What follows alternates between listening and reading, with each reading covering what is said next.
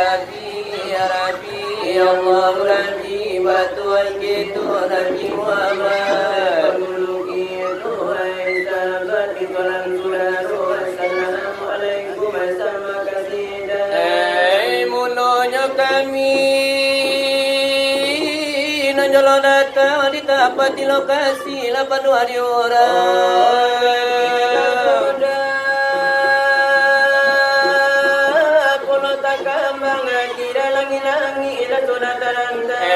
segala lampun saudara pasangan ini aja mama ala pandai batinggal mana rupiah 100 jajan sama nanti tambah lagi timbang kau jerobok kau ada pananti lah sadang elo dudu ala barobo makan lah basantu segala sia diri lah tala biaro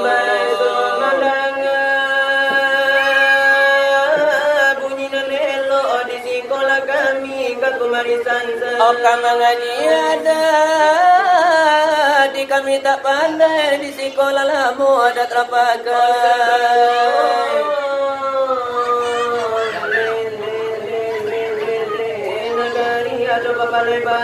tapi kau dek panghulu mati jo pegawai di sekolah kami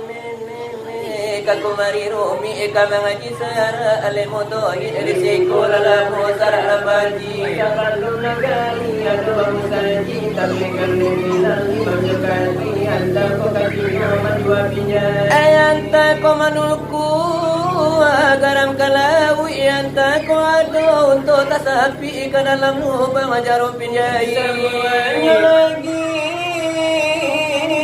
pasan pangarang ko jawab jalan lah banyak dipandang oh lah banyak diresain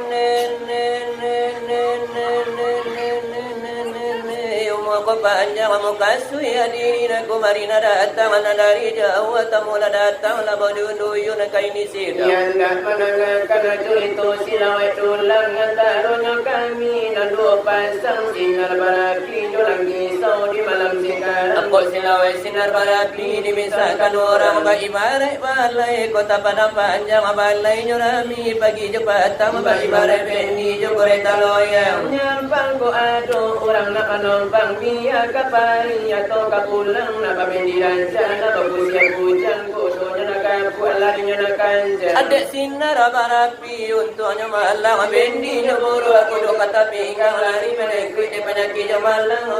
ini itu nanta tompang di